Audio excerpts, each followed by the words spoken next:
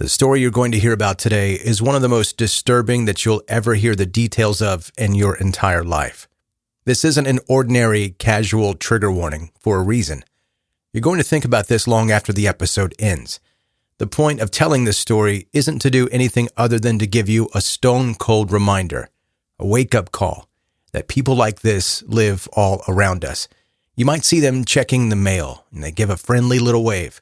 Ask you if you happen to know what aisle the hamburger buns are in the grocery store. They might even be a part of your friend group, and you have suspicions, but you never really know for sure until something happens.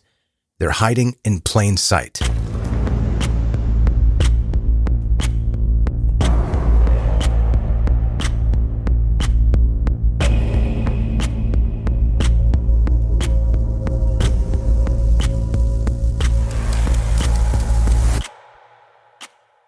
Welcome to 10-Minute Murder, brief and bingeable true crime.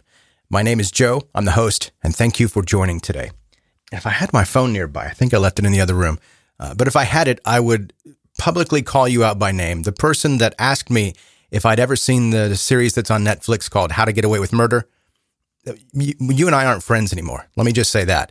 No, I had not seen it until a couple of days ago, and I decided at their request that I give it a try.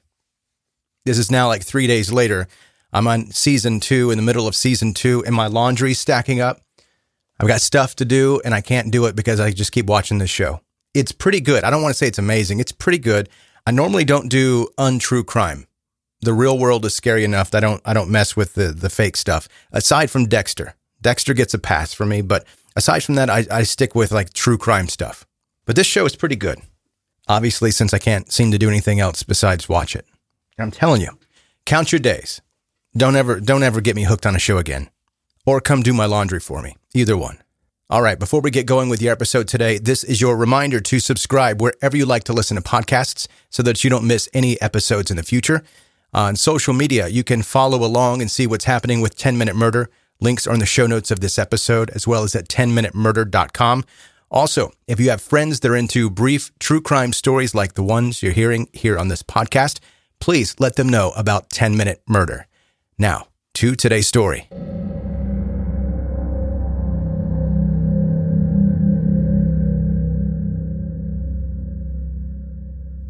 The murder you're going to hear about today was perpetrated by a guy that claims to be 100% sane.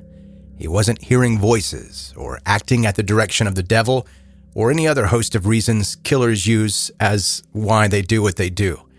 In the South, we have a polite phrase that we say often to describe people that aren't quite okay. His cornbread isn't done in the middle. And I don't think that adequately describes what you're going to hear. And you're going to hear it from the killer himself. You can decide for yourself about his perceived sanity. The interrogation tape police made turned into a sick confession, and Kevin Davis, unemotionally and with indifference, describes how he killed his mother, why he killed his mother, and the sick fantasies that led him to that point. Now that I've given you all the time I can allow for you to back out if you need to, let's talk about Kevin Davis from Corpus Christi, Texas. In March of 2014, a woman called 911 to report that Kevin had walked up to her house and asked her to call the police because he had just killed his mother, 50-year-old Kimberly Hill. She did, and while she was on the phone, her husband stepped outside to talk to Kevin because the story he was telling seemed unbelievable, and he wanted to get to the bottom of whatever it was that was going on. After just a couple of minutes, he believed Kevin's story, asking why he did it. Kevin would only reply, quote, "Lots of reasons." When officers arrived at the home where the call came from, they made contact with Kevin Davis, and he confessed that he used a hammer to kill his mother at their apartment, where he had walked from. He gave them the address at Windrush Apartments. The door was locked, so maintenance used their key to let the police inside. They discovered the naked and bloody body of Kevin's mother on the carpet, hammer on the floor beside her. Police searched the apartment for additional evidence and found notes apparently written by Kevin detailing a plan to kill his mother and his sister as well. They also saw the clothes he was wearing at the time in the bathroom floor. Back at the police station, Kevin Davis did not hesitate to tell investigators exactly what happened, in more detail than anyone was expecting to hear. He says that between 7 and 9 p.m. the night before, he first strangled his mother with a power cord to a video game. Then he hit her in the head with the hammer about 20 times. Kevin also added that he still had the urge to kill, even then. Apparently after the killing, he hopped on his bicycle and rode to the train tracks off of Highway 44. He followed them for a bit. Eventually, he ditched the bike and began to walk. When he was, quote, tired of running, is when he walked up to the random house and asked for the police to be called. There's more detail in what he told the police, but rather than me tell you, this is an excerpt from his confession. We're here to listen to you. Why are you here? What happened? Tell us what happened. Well, has anybody gone to the house yet? Do you really? We know what happened. We have, but we want to hear it from you. Very beginning, I asked my mother for permission to die, or rather kind of commit suicide, the sort of beating around the bush sort of thing. Because, well, that doesn't really matter why I wanted to kill myself. Sure it does. I'm bored with life. I don't like life. I don't like people. I don't like living it, basically. There's really anything depressing about it. It just is what it is. I wrote the note. When did you write the note? Today or yesterday? Yesterday. Okay. And then on a whim, actually, I turned it over, wrote a plan to kill both my mother and my sister, quite frankly, because that's always been a thing of mine. I'm a bit of a pervert. Is it like a fantasy thing? It is, actually. I tried to strangle her with a cord, a ripped cord from a video game console controller.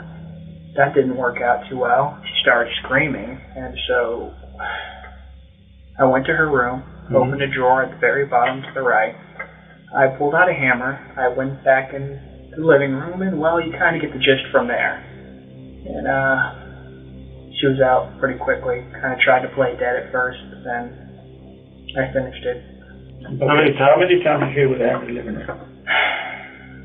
At least 20, but then she was still alive. I dragged her into the room, as you probably clearly saw, and then I kind of warmed my hands into her brain to kind of just cut it. She was still snoring. Okay. So she was still alive? She was still alive. And you went in there and you kind of grabbed those brains? Yeah, finished it. Alright.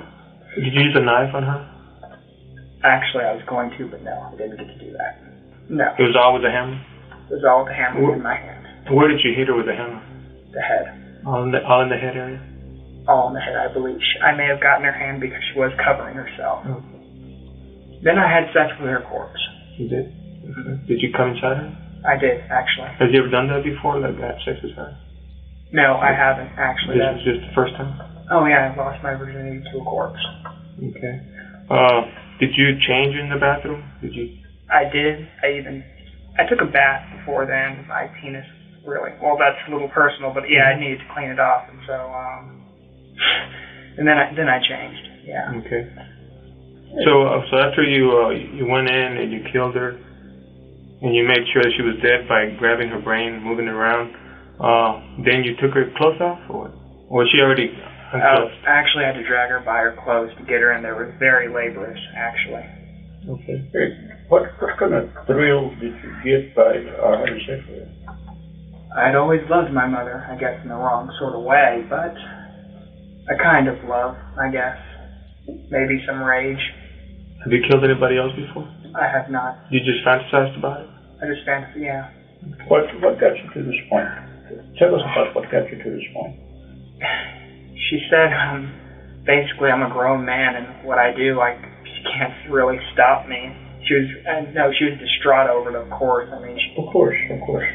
Yeah, she said she'd cope with it. I mean, if you kill him, that's kind of why she wanted me to go away, why she called my sister to come pick me up, and that's kind of why I just left. So at that point you got pissed? Not necessarily. I just knew it was time to act now or never. How long have you had this thought you went? Since around my preteens. Let's talk about the notes that you wrote. How many notes did you write? 3. 3. There was one in the living room. Yeah. That one was addressed to who? Desiree, my sister, because I knew she's a good girl, but rather sensitive. I knew she would lose her head if she kind of saw that. You remember what the note said? Keep your head. Hurry. She might still be alive. although I highly doubt it in parentheses. Mm-hmm. Something along those lines, yeah. Sincerely. But when you wrote the note, you knew your mom was already dead? Oh, yeah, I knew it. Yeah, my sick sense of humor, Okay. I was pretty well off my rocker by then. And then there's a second note in your mom's bedroom. What did that one say? Do you remember? Chase me. Was that addressed to the police or? I was in a very playful mood at the time. Okay. Initially, my plan was just to run as far as I can, but then I ended up crying my eyes out in like the big woods, like, what did I do? And I realized, you don't know what you lost till you've already lost it. I knew that my life wasn't going to go anywhere, not anymore, so I just kind of gave it up midway. Mm-hmm. You feel sorry you did this to your mom? In a way, yes, but I wouldn't take back what I did. Nothing that she did? Oh, absolutely nothing, no. If I was to ask you, what did she do to deserve this, what would you answer? Absolutely nothing. I'm a terrible, I'm a Terrible cruel, person. disgusting person. Did you ever tell anybody else what your plans were? No, but over the years, there were hints. As a younger boy, I was a lot dumber. I said things, but I guess they basically brushed it off. I guess the hints were everywhere, but they're my family. Family looks past that kind of stuff, or they try to not look at it, I guess.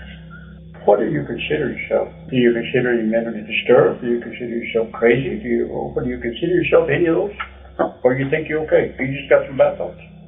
I'm not mentally disturbed. I mean, I'm sane. I know exactly what I did. I know that it's wrong in the traditional sense of wrong. Hello. Do you still feel like you're done with your mom? Do you still feel like you want to keep on killing?